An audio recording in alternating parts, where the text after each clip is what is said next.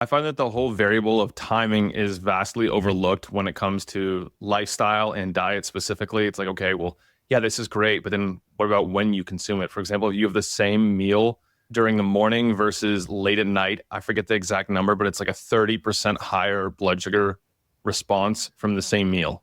Right. Yeah. Yeah.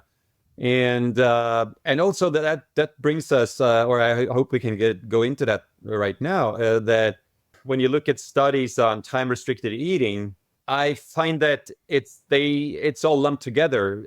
These studies that are done time restricted eating, and so you find some studies that don't really show that much, and you find other studies that show a lot. And when you look at those studies, or that's my impression, I haven't done a systematic review or anything on it yet, but they call this time restricted eating, but you were allowed to eat as late as 8 in the evening. Mm. And I think that maybe the most important thing about time restricted eating and why it has good benefits is that you don't eat that late. So you're not disrupting your circadian rhythm that much. You're not eating, so to say, while you're asleep. You are done with digestion before you go to bed.